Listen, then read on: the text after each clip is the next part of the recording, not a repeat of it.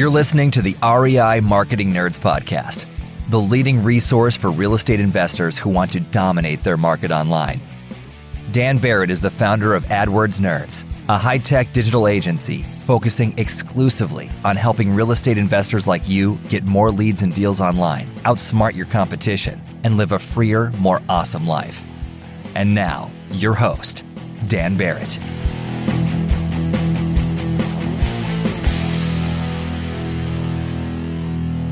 Hello, everybody, and welcome to this week's REI Marketing Nerds podcast. As always, this is Daniel Barrett here from AdWordsNerds.com. How are you, you wonderful people? I am very glad to be back. For you, you might not have noticed a small gap, but I certainly did. I have actually spent the last week over in the Netherlands. I was sick. My voice was a bit raspy, and so you may notice some hoarseness in my voice in this episode, so apologies for that. But very, very glad to be back in the office and talking to all of you. And I've got a really interesting conversation this week. I'm talking to Dara Abasute. She is a real estate investor, along with her mom, down in Atlanta, and just a really fascinating person. And one of the things I love about this conversation is that Dara and her mom are relatively new to real estate investing, but they've been absolutely killing it. And it all started kind of randomly, right? But throughout their whole journey, there's this theme of them taking action and not waiting for everything to be perfect and getting out there, putting themselves out there and making things work. And it's just one of those things where if you've been in this business for a while or you're just getting started, listening to someone who's been through that experience recently and talking about how it felt and what they had to do, and it's just so valuable to kind of connect you back to your own roots and connect you to what you're going to need to move yourself forward. So I don't want to waste any more of your time. So without further ado, let's get into my conversation with Dara Abasute. All right. Hello, everybody. Welcome. This is Daniel Barrett, and I am here with Dara Abasute from Properties ATL. You can find more about them at sellmypropertyatl.com. Dara, how are you? I am wonderful, Dan. How are you? I am doing also pretty well. I think I mentioned before we jumped off the phone that I am a little bit sick. So if my voice is a little raspy or nasally or whatever it is, I apologize for that. And of course, I also have some kind of construction going on outside my office. So it's going to be a noisier podcast than normal, but hopefully that'll be okay. But so I'm guessing from your domain name that you are down in Atlanta. Is that correct? Good guess. Yes, I am. All right, cool. Yes, I'm very smart. That's how I do that. Cool. So tell me a little bit about you. So right now you are investing. Is your primary market Atlanta? Yes, my primary and my only market for now is Atlanta or Metro Atlanta. So surrounding counties. And is that where you live? Yes, it is. All right, cool. So how did you, let's kind of go back a little bit. How long have you been investing?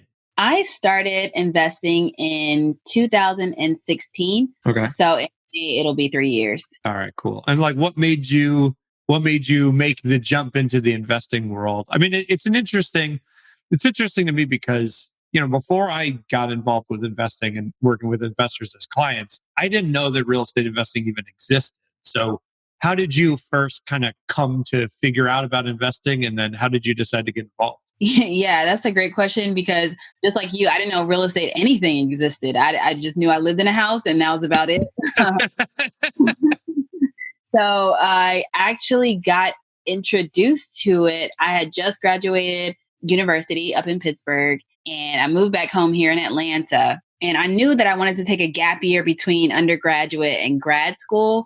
I had plans and dreams and goals of being a physical therapist. And so in my gap year, I was working, traveling, and also applying to schools. And then it kind of hit me hard, actually, that I didn't get accepted to any grad school that I applied to, any program. No.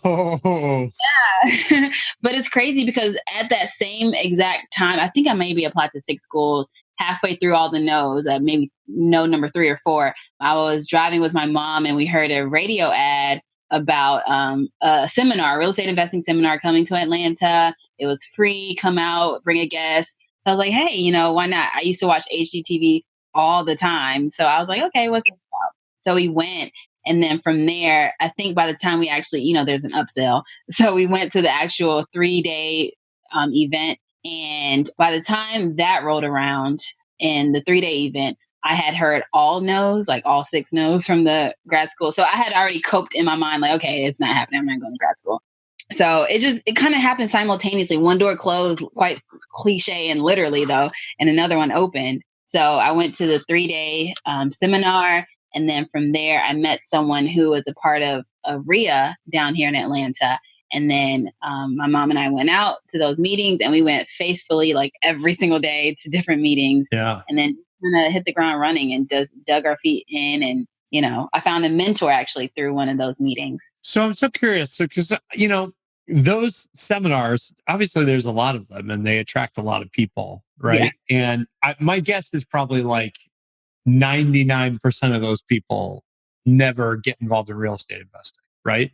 So what was it about your situation that made you kind of really want to jump into it? Was it just like, well, you knew that the grad school thing was kind of falling through, so this would just kind of seem like a great opportunity? Like what do you think made you take action on that? I think that so I knew, like I said, after I graduated undergrad, I was so open-minded to all kinds of things. Like I said, I was traveling. I wanted to go teach English abroad, all kinds of things interested me. And so when I went to the 3-day seminar, it was literally an influx of information overload, but it was in a good way. I didn't know half the things they were talking about, but it was just so interesting. I really do like to learn. So I just learned a whole world of things. So at that time, yes, I was rejected from all the schools, but also my mom was kind of getting fed up with her job of her career of, decades. And so she was, on the verge of quitting or retiring from there. So all of that in one, she was like, I'm looking for something new, something different. And so was I. And so I think both of us were just so intrigued because we learned about creative financing and how you can use an IRA to invest in real estate, build wealth, rental properties, all this kind of great stuff. So I was like, let me give this a go.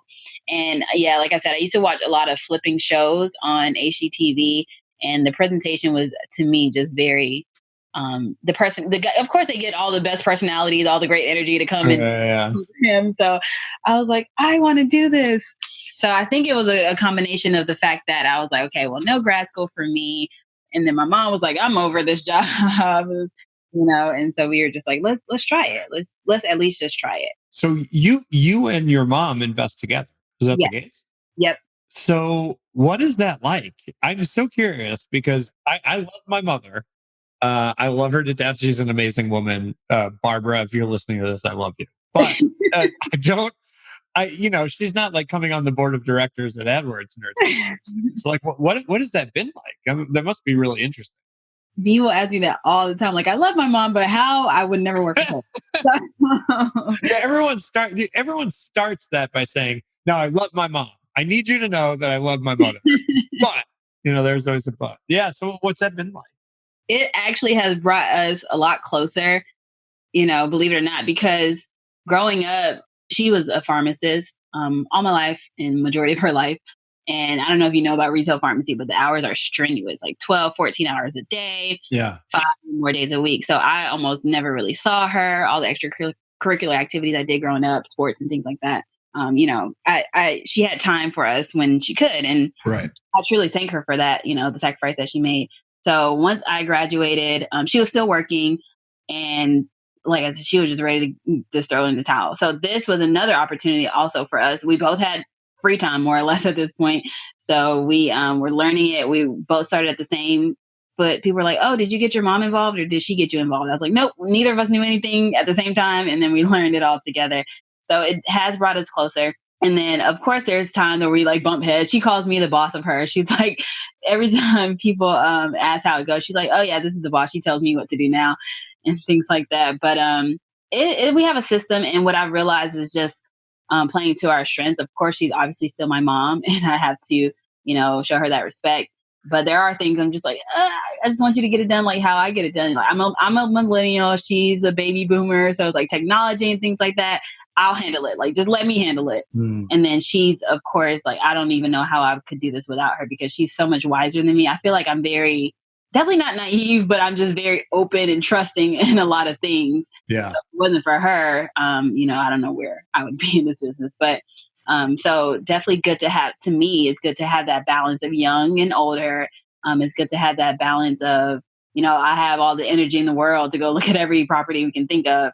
And she's also a very huge financial help to the business. So it was her capital that got us started up and all our marketing and things like that. So it's definitely, like I said, it's brought us closer. There are very few bumps and things like that where we disagree, or maybe I get a little heated or hot headed on some certain things. But overall, it's a good. Well, good. I mean, it's so interesting because, your mom or your dad or your parents or whoever, raised you, you literally know them your entire life, right? Mhm. And they kind of occupy this weird space where like they're not really people in like the sense of, you meet a person and you get to kind of view them on their own merits. They kind of occupy these larger than life roles. And so it's kind of interesting because you kind of get to relate to your mom in a different way. You get to see her as, having strengths and weaknesses like anybody else. And Mhm. that must be really cool. Yeah, kind of like a way to deepen your relationship in a way that I don't think many families really get to do. You know what I mean? You're Mhm. always kind of stuck in those roles you've been in forever, and you guys get to kind of build something new with each other. It's pretty awesome. And it is awesome. And my dad is in my life as well, but he wants nothing to do with the business. He's like, y'all go have fun with that. I'm sure he looks at it and he's like, okay, so it's like my wife and my daughter are starting a business together. You're like, I'm going to be in the back. Like, Yeah, I'll just hang out. exactly. Yeah. I'll just cheer y'all on. So, okay. So let me ask you this. So how do you guys divide up? Do you guys both talk to potential sellers? Like who does the people aspect of it? That's a great question. I was just telling somebody this too about, to me, the beauty of not doing this business alone at all. So if there's a case where I maybe said the wrong thing to a seller, or they're like, oh, this girl's sweet. Like, who's this little girl? Like, I'm too young or whatever. They don't take me seriously. We like tag team certain things. A lot of times we just divvy up the work. But if it's a situation where it's like, oh man, I said the wrong thing, or I should have said this, it's like, hey mom, just call this person and act like you don't, just act like a completely different stranger or whatever the case is, and get this deal locked up. So we definitely have tag team. That's one of the great things I like about having her, or just any partner in general. If Yeah. you pick up in something, then somebody else can pick up the slack. But definitely, I think we're both really good with people, great people, I guess. Yeah. And so we are both really good with cold calling, and that's our main form of marketing. But we just divvy it up. So say if we have like, I don't know, 500 calls or so, she'll do half, I'll do half. And then we'll go from there. So, okay, so that's interesting to me. I think let's talk about cold calling a little bit because cold calling is a really popular form of marketing for real estate investors. But I think most investors, like most people, are kind of terrified at the prospect of cold calling, right? Like we've all had the bad experience where you're sitting down to dinner and somebody calls you and they're trying to sell you something and you just, if you could murder that person over the phone, that's probably what would happen, right? Right. So I think many people are very nervous about cold calling. And so I think when a lot of investors do cold calling as a marketing channel, they outsource it to some company, right? Because they just don't want to deal with it. Mm-hmm. So what's been your experience cold calling? Like what makes you kind of feel like that's what you're good at? What do you do on those calls that you feel like maybe makes that a little bit easier on you or a little bit more likely to go well with the seller? That is a great question. And I think that for me, this is going on our third year of doing this. I'm like, Dara, you have to let go of the reins, like let it go, outsource this because, I want to free up my own time. But however this might sound, I really don't feel like anybody can like do it better than me. I don't know. It's just, I really have a thing for building relationships with people, no matter how deep or how long they last or how shallow the relationship may be. But I really feel like one of my strengths is building rapport with people. So even if this person, I mean, we've been on the phone I've been on the phone with sellers for 15, however long. And even if they don't want to sell it, I feel like I truly have gained something from, the conversation, or they've gained something from me, whether it's maybe not this house, maybe, you just never know. I look at people like you just never know what you can get from somebody. So I treat everyone with the same utmost respect, even those who cuss me out. Oh my gosh, those who cuss me out, I like literally have a smile on my face over the phone, and they can hear it, and it probably pisses them off or something. But I just feel like I'm a very people person, and it was never an issue for me, or I was never afraid to get on the calls, especially like I said, I had a mentor, so he gave me a script. So once I had something to say and I knew what guidelines, what I needed to say, I just remixed it, made it my own, and then went from there. And then the same with my mom. She's a very, very talkative, outgoing person. So, I mean, that's why I think we should outsource it, because we can't be on the phone for so long with people the way we are. But honestly, it's like, all right, next call, hurry up. But, maybe I probably honestly truly did get it from her. So she's really great with people. That was her business pharmacy. So she interacted with customers all day, every day. Yeah, that's awesome. Yeah, and likewise. So. Are you an investor who wants to dominate your local market? Do you want more leads and deals online? Then download your copy of the Motivated Seller Blueprint absolutely free at www.adwordsnerds.com/gift. What are you waiting for? Go to www.adwordsnerds.com/gift right now to get your copy of the Motivated Seller Blueprint. When I was in college, my part-time job was I worked for what they called the annual fund, which was like the, it was like you had to call alumni, and they give you the script, which is like, hey, this is Dan calling from UMass Amherst. Like, what's up? And they'd be like, hey, and be like, oh, I was just wondering, what was your favorite thing that you used to do on campus? Like, I'm just, I'm a 19-year-old just calling this 45-year-old woman to ask her what's cool to do on UMass campus or whatever. And it was always such a weird experience. And it was kind of the same way where I never did very well on it, mostly because I just ended up talking to people for way too long and forgetting to ask for money and all this stuff. Mm-hmm. But I think that's, it's so we're sort of laughing about it. But at the same time, I think treating the people that you're calling like people who you can actually connect with is pretty huge, because nobody likes the feeling of you're getting a call where this person just wants to get something from you. Mm-hmm. And they're just kind of, they're looking to get through that process as quickly as possible and dump you out the other side. So I think the fact that you guys actually connect with the people on the phone and actually can carry on a conversation with them is probably a pretty big part of your success. I mean, would you agree? I definitely would. And I definitely would. And like I said, I got to a point where it's like, okay, Dara, you maybe want to outsource this just for time's sake and efficiency. But I also said that I don't think anybody could replace me. So there was what time, I get the same calls too. We obviously live in a house and people are cold calling us too. So I always stay on the phone with these people just because they're like, hey, you're like me. I just want to hear what you say too. And so I've come across a few cold callers and they have a script, I can tell, and it's just straight to the point. It's just right to the point. Like, oh, how long have you lived here? What's the mortgage? Da, da, da, da. And they just have these questions like, okay, well, this isn't a good fit. I'll call you later, or here's my offer. And I'm like, oh, okay. And then at one point I was like, oh, let me maybe copy that and get a script that's right to the point to bust out more calls. And then I was just like, it just didn't feel right for me. I just was like, I want to know about your day, and I want to know about the dog in the background that's barking. Right. I think you're right that there's a logic to the idea of you're just trying to disqualify people as quickly as possible so you can move on.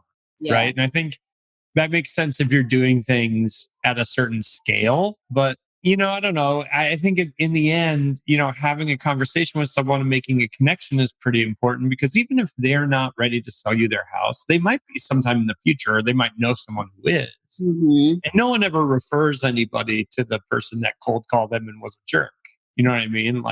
That's never going to happen. So what does your current marketing setup look like? I know you said cold calling is your primary channel. Is that all that you guys do?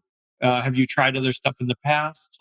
what's your marketing stuff? Yeah, to when we first started, I think we tried everything you could think of. We did the bandit signs. My first deal was actually from a yellow letter. And that was something that me and my mom, I even got my brothers to help too. And we would literally handwrite them, hundreds and hundreds of letters by hand. Yeah. Even on vacation, we'd just be writing. So we did outsource our direct mail. But since then, I think we've just focused strictly on cold calling. And then actually this year is when, actually sometime last year, but we kind of kicked it into higher gear this year. We went online. So finally got a website and everything, got social media. Yeah. Instagram for us has been very booming, I would say.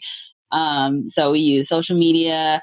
We have a website, and then we also looked into ads, so SEO as well as PPC. Yeah. And Facebook ads. So we definitely moved online too, because that's future, that's technology. Everyone's Google searching everything. So yeah. I mean, I also think too, it's interesting because it's like something I always point out is like all marketing channels overlap somewhere, right? So I think it's like very normal if someone called me and said, "Hey, I want to buy your house," even if I was very interested in that. Let's say I'm a really motivated seller. I know, at least for me personally, like I would want to go and then Google that person's company. Yeah. You know what I mean? Like it's, I'd kind of need some kind of like secondary verification to know like this actual thing that's happening. Right. So I think it's interesting and probably a really good idea that you guys are doing some kind of online stuff, because I'm sure it's going to kind of increase the effectiveness of the other stuff that you do at the same time. Definitely. And you're right. So many people will, when I'm on the phone with them, they're just like, "Oh, what's your website?" Or even on the phone, like they want to look me up right then and there. And I'm like, "Okay, I have one." Because do you like really lean into the fact that you're like a mother-daughter team, like in your marketing?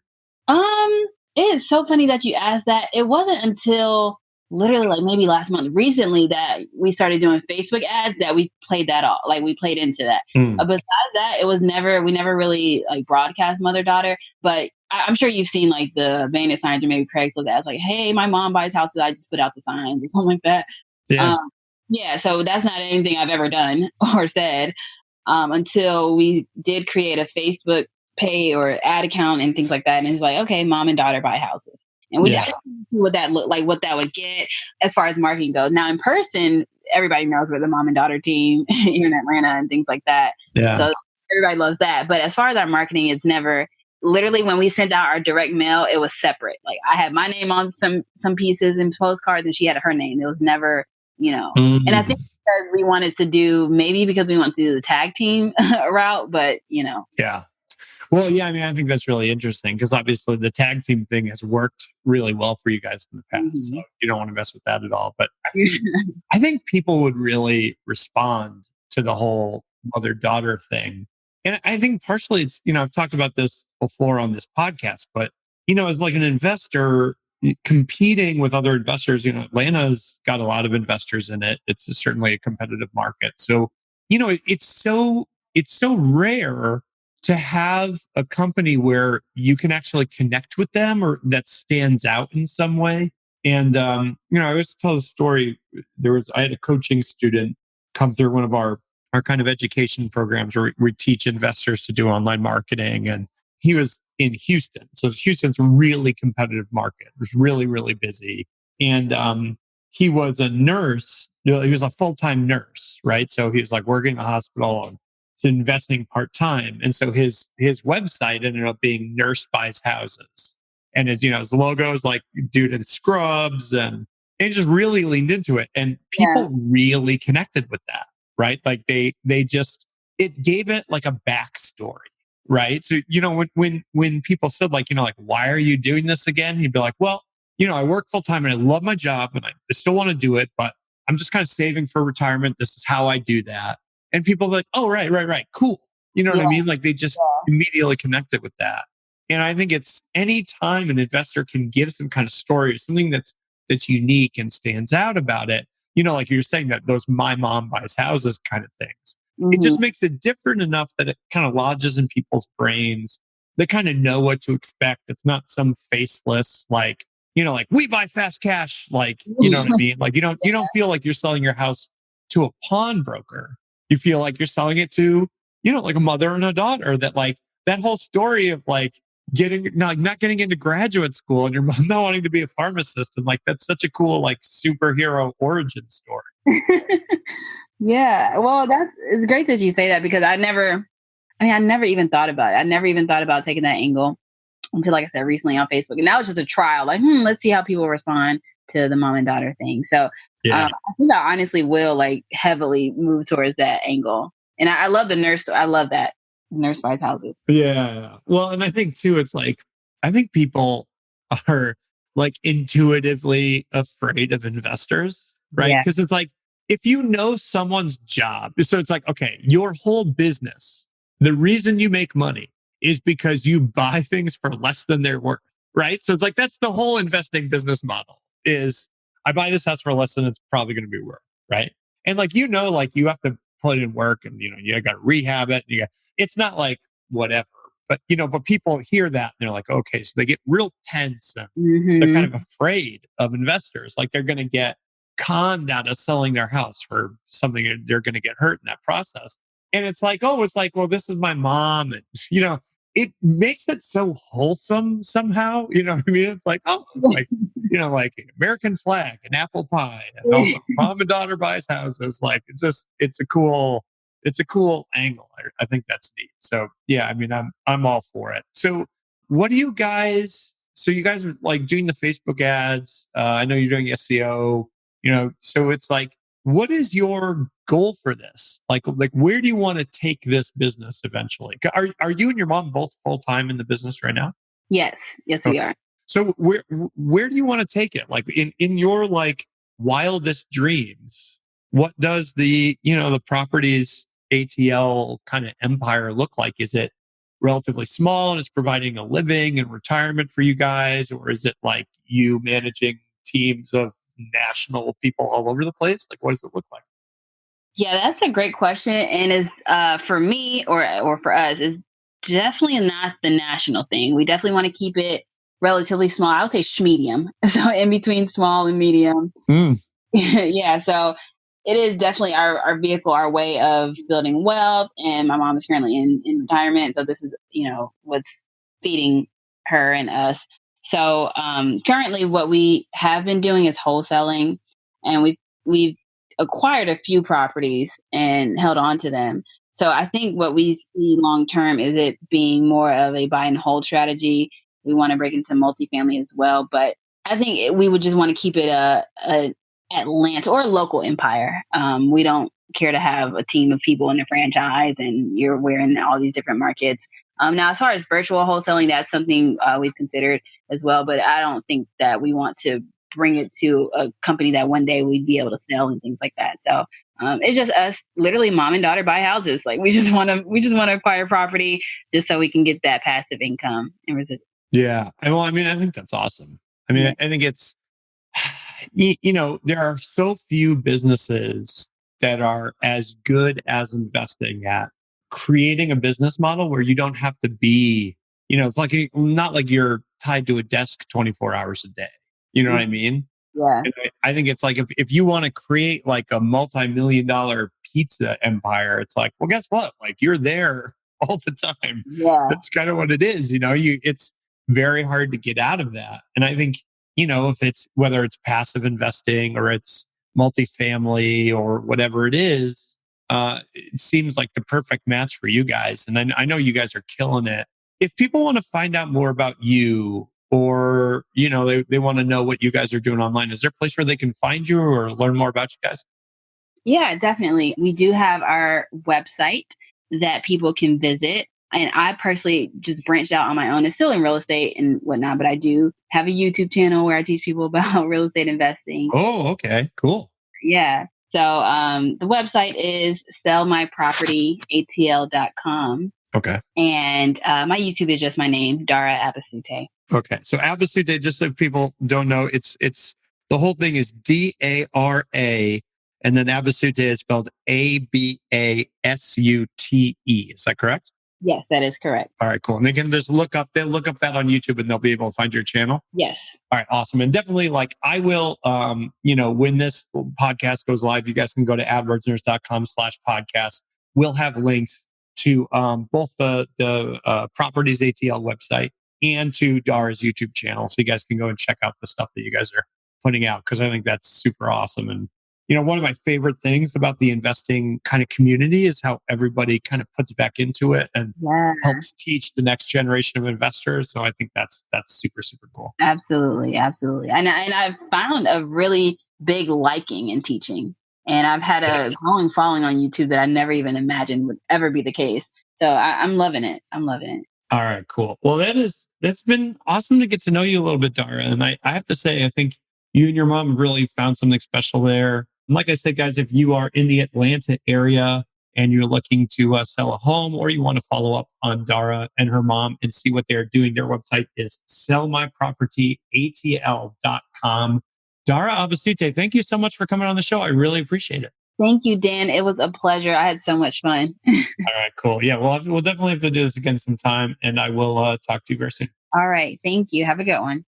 All right, everybody, that was it for my conversation with Dara. She is a really amazing person. Like I mentioned, I'm going to put the links to Dara's YouTube channel and her website over on adwordsnerds.com. You can find all the show notes for this episode and the other episodes we've done at adwordsnerds.com/podcast. That's adwordsnerds.com/podcast. And you can check out the other episodes as well. And hey, if you are listening to this and you're getting value out of the show, I would really love it and appreciate it if you could leave us a review. Leaving us a review on iTunes or Stitcher or iHeartRadio or wherever you're hearing this really helps other people find the show, and I'd really appreciate it. So if you could just go and leave us a review, good, bad, or indifferent, I read every single one, and it means a lot to me. So I will talk to you guys next week. Let me know if you have any questions. Feel free to reach out to me on Facebook at our free Facebook group, the REI Marketing Nerds group. You can get there by going to adwordsnerds.com/group, and I will be talking to you very soon. Cheers, everybody. Bye.